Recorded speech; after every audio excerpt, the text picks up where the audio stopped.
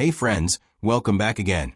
Today we are taking a close look at one of the most fascinating coins from the 20th century, the 1943 Jefferson nickel.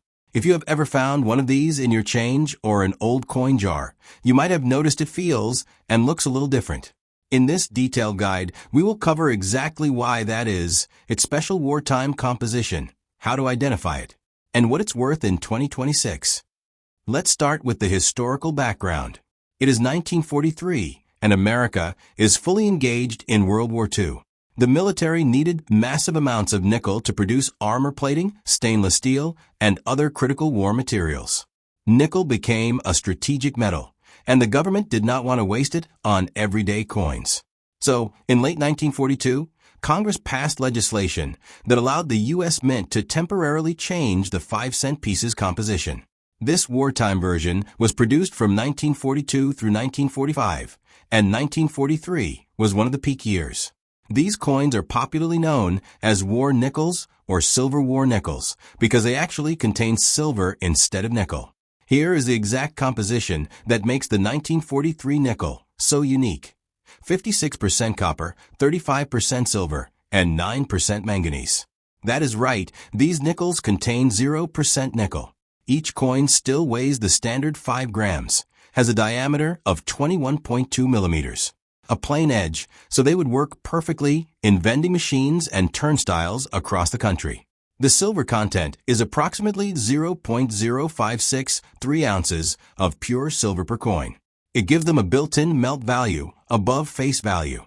One of the easiest ways to identify a 1943 wartime nickel is by looking at the reverse side. For the first time in U.S. Mint history, the Philadelphia Mint placed a large P mint mark on the coin. You can see a big, bold mint mark right above the dome of Monticello. No mint mark? Wait, in 1943, all Philadelphia coins actually have a large P, D for Denver, and the S for San Francisco. This large mint mark was added so that after the war, the government could easily pull these silver coins out of circulation if needed. Now let's talk mintage figures, which directly affect rarity and value. 1943 P Philadelphia. Figures are approximately 271,165,000 coins. The most common 1943 S San Francisco are minted 104,060,000 coins. And the 1943 D Denver only 15,294,000 coins. This is the scarcest of the three. Even though hundreds of millions were minted, many have been melted over the years for their silver content, especially during times when silver prices were high. That makes nice examples harder to find today than the raw numbers suggest. Visually, these coins often have a slightly grayish or darker appearance compared to regular Jefferson nickels because of the manganese in the alloy. With time, many develop beautiful toning shades of blue, purple, gold, and even rainbow colors that collectors really prize. On the obverse, you see Thomas Jefferson looking left with the word Liberty and the date 1943. On the reverse is Monticello, Jefferson's Virginia home. Pay special attention to the steps on Monticello. Coins that show clear, complete full steps, usually 5 or 6 steps visible, are much more valuable to serious collectors. So how much is a 1943 nickel worth today? Most circulated examples trade between $2 and $8 depending on condition and mint mark. Nicer uncirculated pieces start around $10 to $35.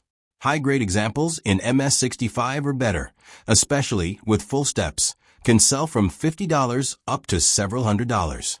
The 1943 D generally brings the strongest premiums because of its lower mintage. There are also valuable era varieties to hunt for, including the 1943 over 2 overdate, double dies, and repunched mint marks. Some of these rare errors have sold for thousands of dollars at auction. Beyond the money, these coins carry real historical importance. They represent a time when everyday Americans supported the war effort in small but meaningful ways. Even the coins in their pockets were changed to help win the war. After victory in 1945, the mint returned to the normal 75% copper and 25% nickel composition starting in 1946. That is why the 1942 to 1945 war nickels stand out as a unique chapter in American coinage history. Listen carefully about the collecting advice. Always examine the date and the large mint mark first. Use good lighting and a magnifying glass or loupe to check condition. Store them in a cool, dry place to prevent excessive tarnish. You can still find these coins in old collections, inherited jars, estate sales, or even occasional bank rolls. Never spend a war nickel at face value without checking it first. The Jefferson Nickel series, as a whole, is one of the most affordable and interesting to collect. But the wartime issues from 1942 to 1945 remain the most popular because of this special alloy and the powerful story behind them. Whether you are a complete beginner or an experienced collector, adding a few nice 1943 nickels to your collection is a smart and educational move. Start checking your change and old coin collections today. You never know what you might discover. If you like this in-depth guide, please give it a thumbs up, follow, and hit the notification bell. Let me know in the comments. Have you ever found a 1943 war nickel? Which mint mark was it? What condition was it in? Thanks so much for watching this video. Keep hunting, stay curious, and I will see you in the next video.